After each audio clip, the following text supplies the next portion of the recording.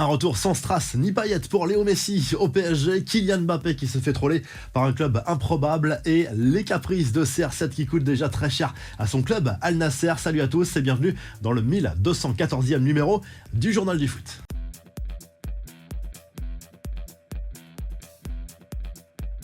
C'est le retour de Léo Messi sur les pelouses de Ligue 1 ce mercredi soir. Le match des extrêmes entre le Paris Saint-Germain, le leader, et la Lanterne Rouge, le SCO d'Angers à 21h au Parc des Princes. L'international argentin rentré de son pays natal la semaine dernière va rejouer, mais il n'y aura pas de cérémonie pour célébrer son titre de champion du monde remporté il y a quelques semaines maintenant avec l'Albi Céleste. On peut le comprendre au vu des récentes polémiques après cette finale entre les Bleus et l'Argentine. Dites-nous d'ailleurs ce que vous en pensez.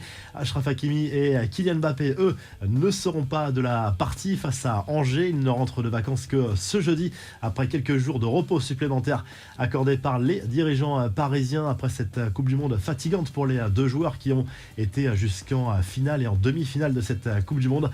On le rappelle, Marco Verratti est lui forfait pour cette rencontre en raison d'une blessure au quadriceps. On regarde aussi les autres affiches de cette 18e journée de Ligue 1. Nantes, Lyon à la Beaujoire, Lens, le dauphin du PSG, se déplace à Strasbourg, Marseille joue à Troyes et l'AS Monaco va défier Lorient en Bretagne. Et si Noël Le Graët entraînait Didier Deschamps dans sa chute, en plus de se pencher sur le cas du président de l'instance, le comité exécutif de la FFF pourrait étudier le renouvellement jusqu'en 2026 du contrat du sélectionneur des Bleus signé par le président Le Graët. Des ajustements sont espérés par certains. Il se murmure même que d'autres souhaiteraient carrément le départ de Deschamps. Quelle serait la position de l'actuel coach de l'équipe de France en cas de départ de Le Graët? On sait que les deux hommes sont très proches. Tout dépendrait sans doute de l'éventuel successeur de Noël Le Graët, voilà, qui pourrait relancer, pourquoi pas, la rumeur d'une arrivée de Zidane sur le banc en cas de scénario catastrophe pour Deschamps.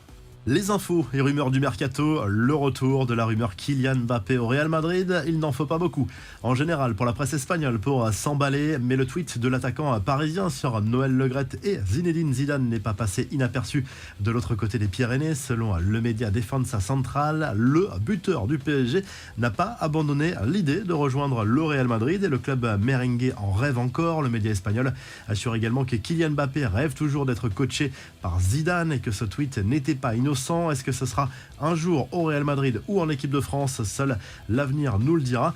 Le buteur des Bleus, dont l'influence va bien au-delà de nos frontières, le club du FK Sochi, a même réagi avec humour au tweet du Parisien. Pourquoi tu ne réponds pas au téléphone? C'est amusé l'actuel 9e du championnat russe sur les réseaux sociaux, sous-entendant un éventuel intérêt pour Mbappé.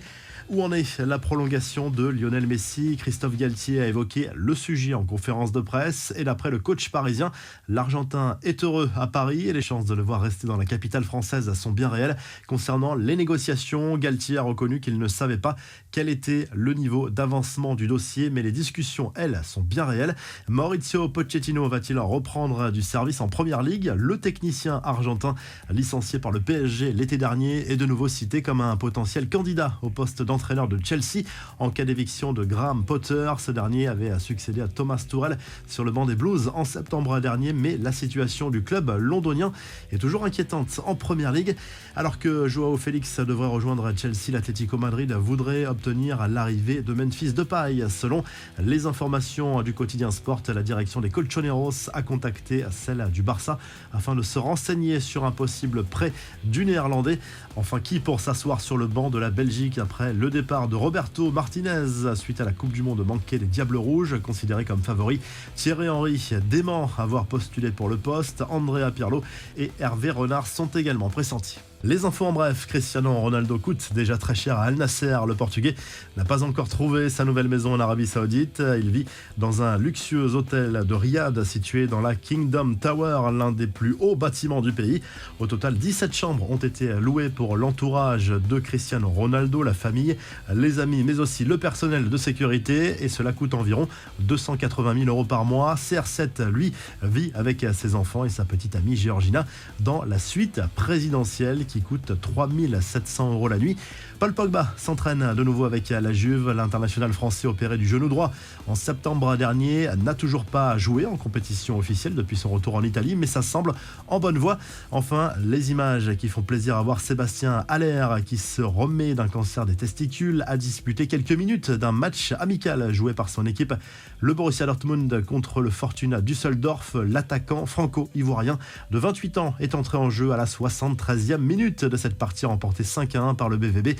C'était un moment extraordinaire, une sensation qui me manquait, a confié notamment le buteur de Dortmund.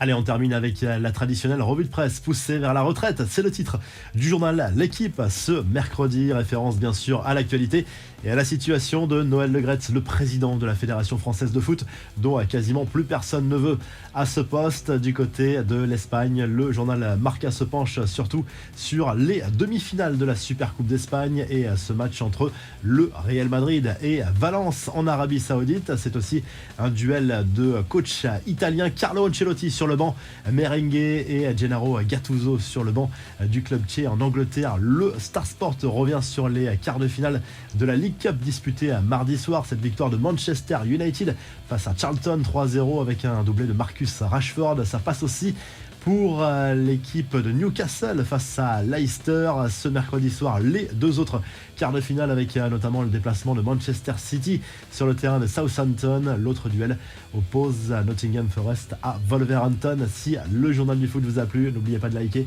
de vous abonner pour nous retrouver très vite pour un nouveau journal du foot.